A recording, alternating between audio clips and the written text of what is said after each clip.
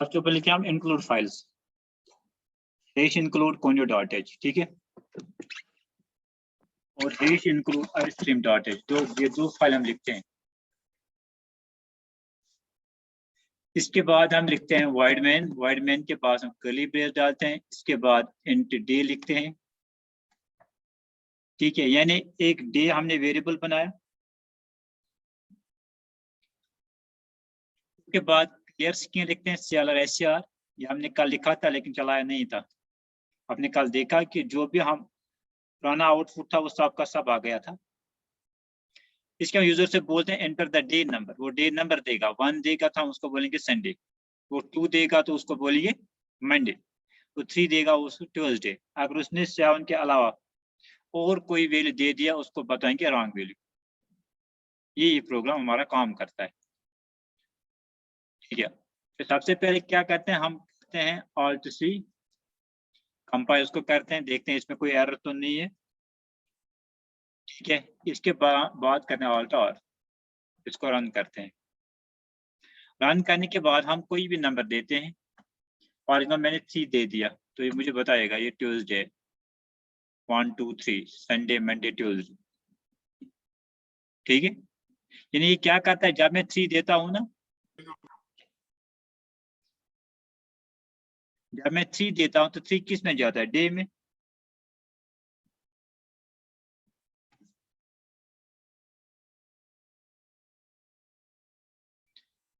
जब मैं 3 यहाँ देता हूँ 3 किस में जाता है, डे में जाता है। डे के बाद सी इन डे, जब मैं 3 दे दिया तो इस डे के साथ चेक करता है, यहाँ आ गया 3, डे के पास 3 आ गया। अब ये चेक करता है इसमें कौन है, यहाँ 3 ये आ गया उसको, ठीक है। ये पहले 1 देख रहा है, इसमें नहीं है, फिर 2,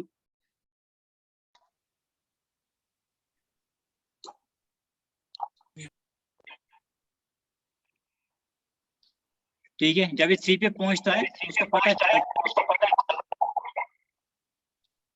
उसका लैपटॉप से चलाओ, एक बंद करो। जब 3 पे पहुंचता है तो यहाँ आता है सी आउट ट्यूसडे, ठीक है। अगर इसके ब्रैकेट में और कोई वैल्यू दे दूं,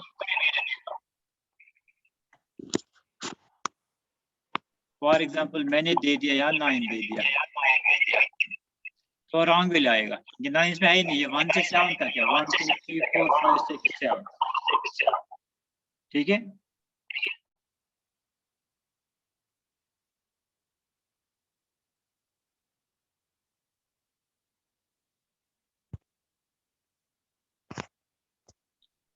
समझ आ गई बात। बताइए इसमें आपको क्या समझना है इस प्रोग्राम में।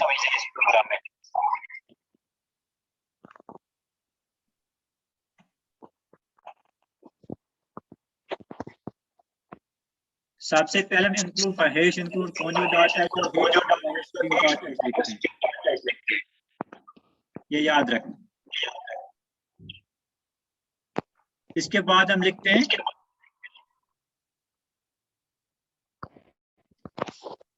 हैश इंक्लूड arstream.h, उसके बाद void main, उसके बाद कर्ली ब्रेस। जहां तक आपको याद रखना है, यहाँ लिखते हैं। इसके बाद एक वेरिएबल बनाना है, ये एक वेरिएबल है, एक वेरिएबल बनाता जिसमें वैल्यू लेता हूं।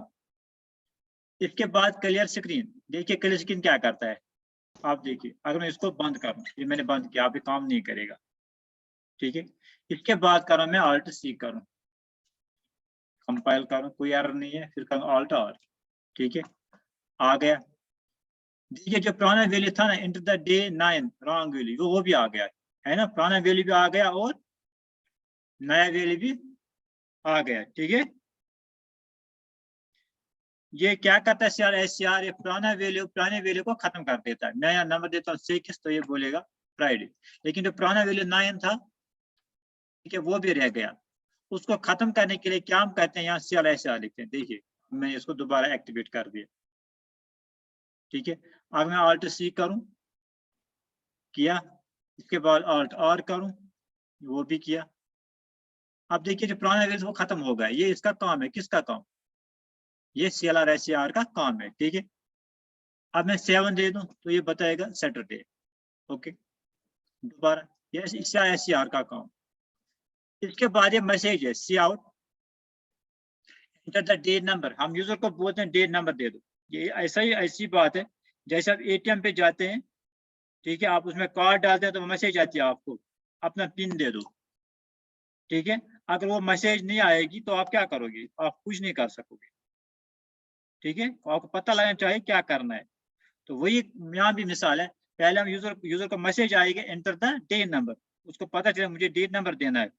उसके बाद वो देगा सी इन कीबोर्ड, सी मीन्स कीबोर्ड से देगा डे, यानी डे नंबर देगा 1 या 2 देगा 3 देगा 4 देगा, क्या देगा, ठीक है। फिर हम उस डे को यहाँ लेते हैं, इस स्विच के अंदर यहाँ लेते हैं डेज के अंदर। जो डे के अंदर वैल्यू होगा 1 2 3 4 या 5 6 जो भी वैल्यू होगा उसको हम कंपेयर करते हैं इसके साथ एक एक करके। अगर इनमें से कोई वैल्यू आ गया, ये अगर 1 2 3 4 5 6 7 था, ठीक है, तो वो मैसेज प्रिंट होगी, या सैटरडे या संडे या कोई मैसेज। अगर वो इसके साथ किसी के साथ मैच नहीं हो रहा तो ये आएगा डिफॉल्ट सी आउट रॉन्ग वैल्यू, ठीक है। एक छोटा मोटा प्रोग्राम है जिसमें हम क्या देते हैं, यहाँ से हम क्या देते हैं, नंबर देते हैं और वहां से हमें डे मिलता है, ये कौन सा डे है,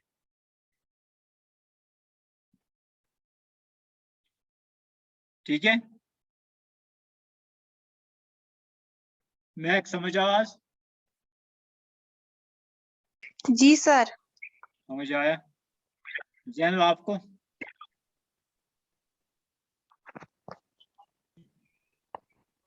जैनब जी सर। कुछ समझ आया कुछ नहीं?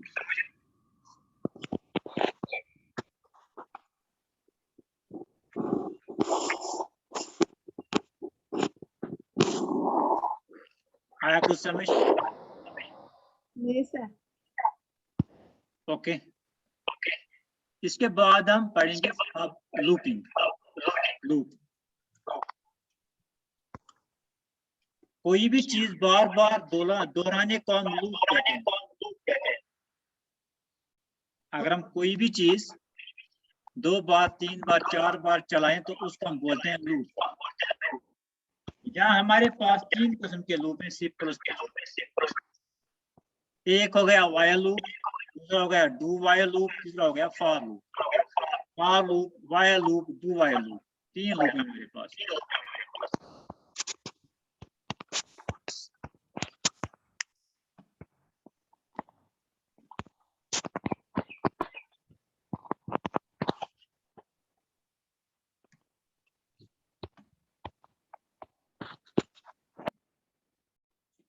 अच्छा बढ़िया।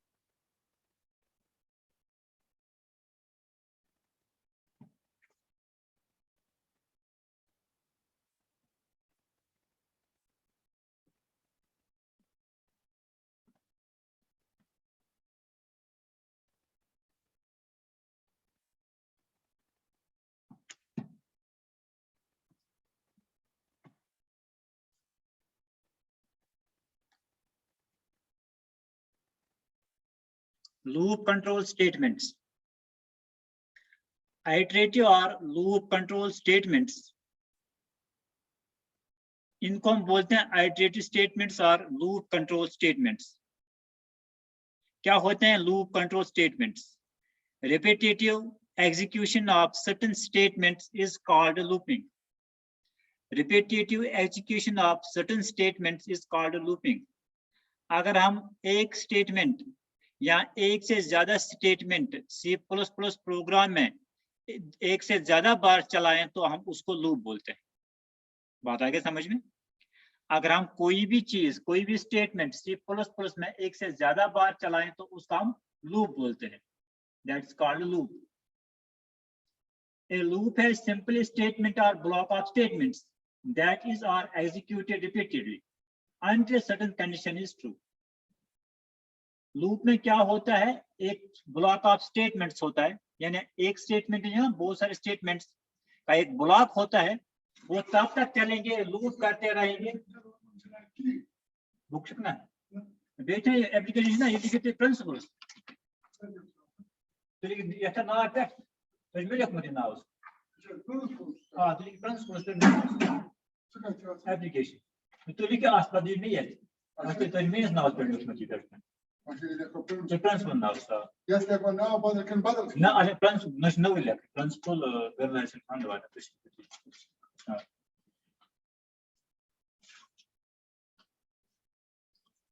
A loop is simple statement or block of statements that are executed repeatedly until a certain condition is true.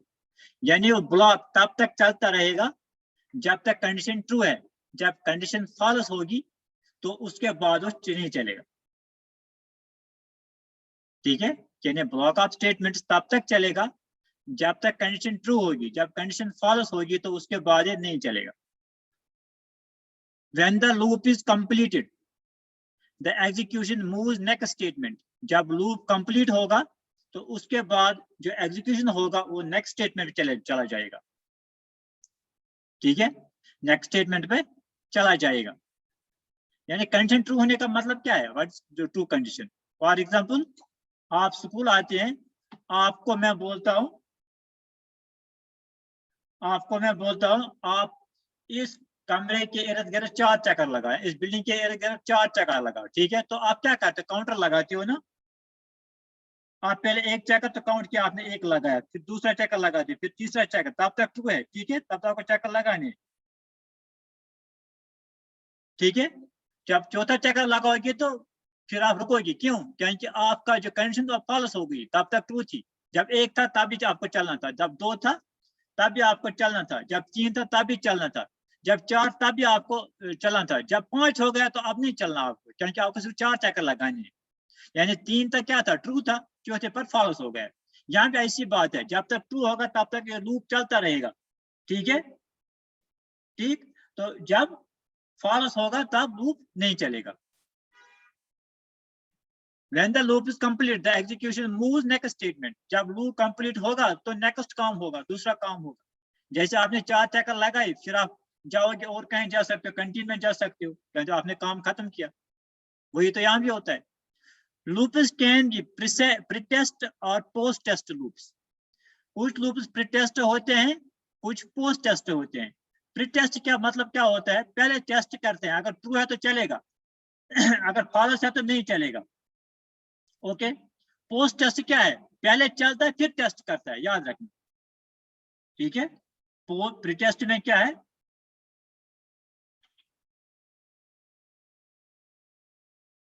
Pre test में क्या है, पहले हम टेस्ट करते हैं फिर लूप चलता है। अगर टेस्ट ठीक था, कंडीशन ठीक थी तो ट्रू था तो चलेगा, अगर फॉल्स ही नहीं चलेगा। पोस्ट टेस्ट में क्या करते हैं, पोस्ट में क्या करते हैं, पहले चलता है फिर टेस्ट करता है। यानी पोस्ट टेस्ट में अगर कंडीशन फॉल्स भी होगी तो भी एक बार चलेगा, क्योंकि क्लास में टेस्ट होता है। ठीक है, या इसी पे आते, आप गेट पे हो, आप पहले कार्ड देते हो फिर अंदर जाती हो, अगर आपके पास कार्ड नहीं है तो आप नहीं जा सकते अंदर। ठीक है, ये हो गया प्री टेस्ट। ठीक है, पोस्ट टेस्ट क्या है, पोस्ट टेस्ट क्या है, पहले आप अंदर जाते हो, फिर जब आप बाहर जाते हो तब आप ये कार्ड चेक किया जाता है, बाहर जाने के बाद। पोस्ट टेस्ट, यहाँ भी प्री टेस्ट करते हैं और पोस्ट टेस्ट। अगर प्री टेस्ट हुआ तो अगर फॉल्स है नहीं चलेगा, अगर पोस्ट टेस्ट होगा तो कम से कम एक बार चलेगा, क्योंकि पहले अंदर जाएगा फिर वो देखेगा।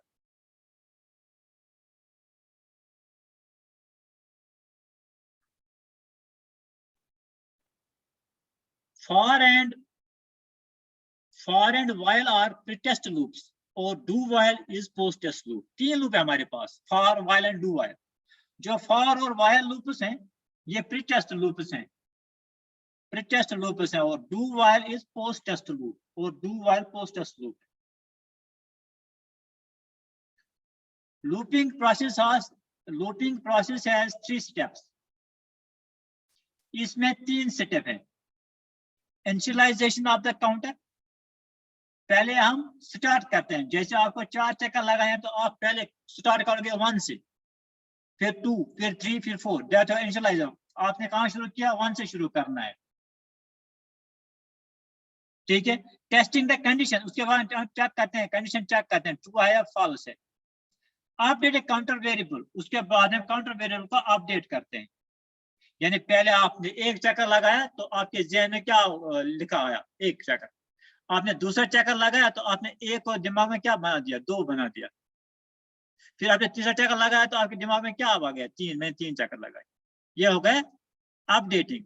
अपडेटिंग हो गया इंक्रीमेंटिंग और डिक्रीमेंटिंग, कम करना या बढ़ाना। आप 1 चक्कर लगाते हो तो 1 आप क्या, दूसरा चक्कर लगाए तो 1 और बढ़ाते हो, 2 हो गया। तीसरा चक्कर लगाते हो तो 1 और बढ़ जाता है। Okay,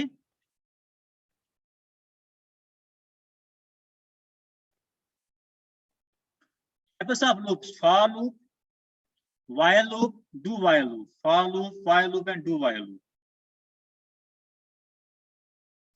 Its general syntax is, इसका general syntax है for, initialization, check, updation. General syntax, यानी सबसे पहले क्या हम लिखते हैं? फॉर लिखते हैं, इसके बाद इनिशियलाइज करते हैं, या 1 लिखते हैं, 2 जहां से शुरू करना है हमें। अगर 10 से शुरू करना है 10 लिखेंगे, अगर 20 से शुरू करना है तो 20 लिखेंगे, अगर हम 0 से शुरू करना है तो 0 लिखेंगे, जहां से शुरू करना है इनिशियलाइजेशन। इसके बाद चेक करते हैं कहां तक जाना है, कहां तक जाना है। फॉर एग्जाम्पल, अगर मुझे 1 से 10 तक नंबर प्रिंट करने हैं, 1 से 10 तक, तो इनिशियलाइज में क्या करूंगा? 1। इनिशियलाइजेशन क्या होगी? 1। चेक कहां होगा? बार बार चेक होगा कहां तक? लेस देन 10 या लेस देन 11, 10 तक, लेस देन 11 चेक होगा। अपडेशन, हर बार में 1-1 बढ़ाऊंगा, पहले 1 होगा, फिर 2 होगा, फिर 3 होगा, फिर 4 होगा। इसके बाद स्टेटमेंट 1, स्टेटमेंट 2, स्टेटमेंट 3 प्रिंट होगा। इसमें होगा, यानी एक चक्कर में ये 3 स्टेटमेंट प्रिंट होंगे, दूसरे चक्कर में भी ये 3 प्रिंट होंगे, तीसरे चक्कर में भी 3, जब जितने आपने रखे हैं चेक, कहां तक जाना है? 10 तक जाना है, 20 तक जाना है, कितना जाना है। For example, cout natural number less than 10 और, अगर हमें प्रिंट करें नेचुरल नंबर लेस देन 10, तो क्या होगा? कहां से मैं शुरू करूंगा? 1 से, ठीक है। For int i equal to 1, कहां होगी? 1। I less than equal to, i less than equal to 10, कहां तक जाना है? 10 तक, यानी 1 से शुरू होगा कहां तक? 10 तक, ठीक है। पहले 1 होगा और आखिर में क्या होगा? 10 होगा। फिर आई प्लस प्लस, आई प्लस प्लस का मतलब होगा हर बार आई की वैल्यू 1 बढ़ जाएगी, यानी पहले आई की वैल्यू क्या थी? 1, ठीक है। 1 इज लेस देन 10 ट्रू है, तो यहाँ प्रिंट होगा सी आउट आई की वैल्यू प्रिंट होगी, यानी 1 प्रिंट होगा। उसके बाद क्या होता है? आई प्लस प्लस, आई की वैल्यू 1 बढ़ जाती है, आई की वैल्यू क्या हो गई? 2, ठीक है। जब 2 हो गई, 2 के बाद इंस्टॉल नहीं, फिर हमें चेक करना है 2 इज लेस देन 10, तो सी आउट आई 2 प्रिंट करो, 2 प्रिंट होगा। फिर आई प्लस प्लस होगा, आई की वैल्यू क्या होगी? 3 is less than 10, cout i 3 print होगा। फिर आई प्लस प्लस होगा, आई की वैल्यू क्या होगी? 4, वो भी 10 से कम है तो 4 प्रिंट होगा। उसके बाद दोबारा आई की वैल्यू 1 बढ़ जाएगी तो क्या बन जाएगा? 5 लेस देन 10, तो 5 प्रिंट होगा।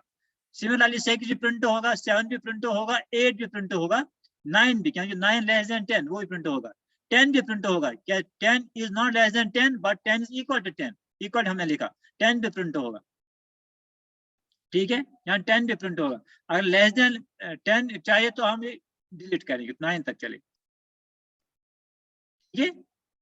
जब अब आई की वैल्यू क्या होगी? आई प्लस प्लस 10 होगी, तो 10 इज नॉट लेस देन 10। अगर आई की वैल्यू 10 हो गई, 10 इज नॉट लेस देन 10, तो क्या होगा? फॉल्स। तो अब ये आई की वैल्यू प्रिंट नहीं होगी, यानी कि अब फॉल्स है ऊपर, तो अब ये नेक्स्ट इसे बाहर जाएगा, अब कुछ नहीं, यानी 1 से 9 तक ये प्रिंट करेगा, फिर बाहर जाएगा।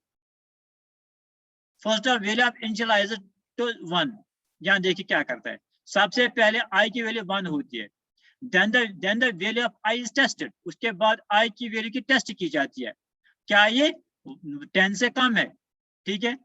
If the value of I is less than 10, अगर I की वैल्यू less than 10 होगी, the statement inside the for loop executed and the value of I is incremented by 1, ठीक है। तो उसके बाद क्या होगा, ये प्रिंट होगा I की value and the value of I is incremented by 1 और I की वैल्यू 1 बढ़ जाएगी।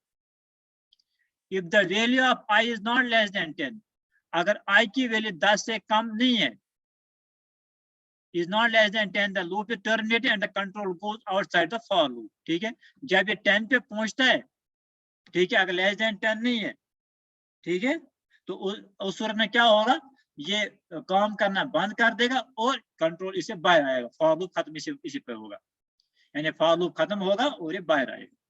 ये फॉर लूप का काम, ठीक है। कल इंशाल्लाह हम इस पे प्रोग्राम लिखेंगे कैसे हम प्रिंट करवाएंगे कंप्यूटर से 1 से 10 तक नेचुरल नंबर्स।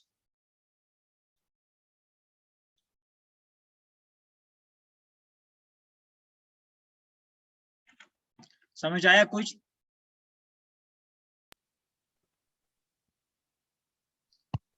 हेलो शिंगवा, मैं को नजर में जी खुद सर। फॉर लूप में कुछ तो नहीं रहेगा जो आपको समझ नहीं आया फॉर लूप में। सर बस थोड़ा सा समझ आया। थोड़ा सा समझ आया,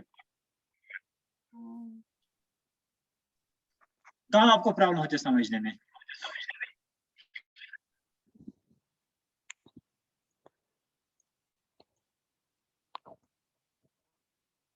सर फिर ये कंप्यूटर पे कैसे करना है हमें मत पता है। वो मैं कल दिखाया ना आपको, यहाँ डेमोन्स्ट्रेशन जो हमने कल प्रोग्राम किया था स्विच का, इसी तरह ये भी करना है कंप्यूटर। पहले आपको सीखना करना क्या है, ठीक है, करना कैसे है वो तो आपको सीखना है। सर जब तब तक तो भूल जाएंगे जब तक स्कूल खुलेंगे। नहीं, आपको ऐसे में दिखाता हूँ ना, प्रोग्राम दिखाता हूँ ना मैं कैसे करते हैं कंप्यूटर पे। स्कूल खुलेंगे तो बहुत अच्छा होगा, अगर नहीं फिर भी आप कॉपी पे उतारेंगे ये प्रोग्राम, जो मैंने कल आपको प्रोग्राम दिखाया वो भी आप कॉपी पे उतारेंगे, ठीक है। जी सर। ओके, कल मैं इसका प्रोग्राम दिखाऊंगा कैसे हम प्रिंट करते हैं, तो मैं इस पे आपको 2-3 प्रोग्राम दिखाऊंगा, आपको समझ आएगा हम ये कंप्यूटर पे कैसे करते हैं। Thank you, Allah Hafiz.